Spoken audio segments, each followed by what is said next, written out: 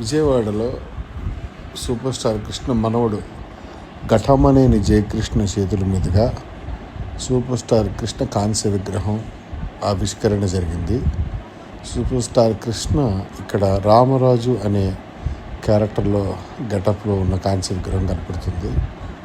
ఈ రామరాజు క్యారెక్టర్కి విజయవాడకి గొప్ప అవినాభావ సంబంధం ఉంది. విజయవాడ ప్రజలకి చాలా ఇష్టమైన పాత్ర ఇది.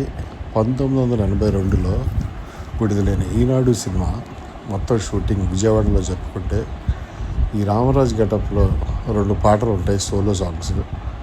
ఆ 2 పాటలు కూడా విజయవాడ రోడ్ల మీద తీస్తే ప్రజలందరూ ఆ రోజుల్లో లక్షల సంఖ్యలో చూశారు. ఆ షూటింగ్లో పాల్గొన్నారు. అది వాళ్ళందరూ షూటింగ్లో కవర్ అవుతారు. ఈనాడు కూడా గొప్ప సినిమా.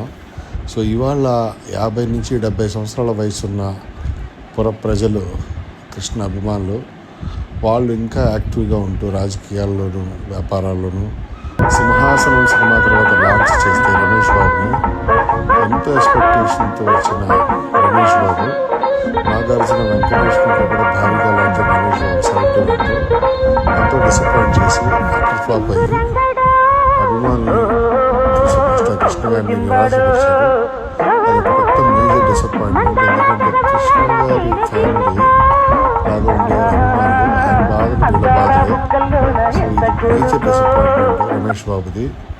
ఆ తర్వాత రమేష్ బాబు మరింత డిప్రెస్ అయిపోయి సినిమాలు ప్రొడక్షన్ 2 ఫెయిల్ అయ్యి ఆయన చిన్న ఏజ్లోనే మందుకు అలవాటు పడి ప్రాణాలు కోపడం తెలుసు. ఇప్పుడు జయకృష్ణ తన తండ్రి చేయలేని పని తను చేస్తాడని ప్రామిసింగ్గా ఉన్నాడని నాకు అనిపిస్తుంది.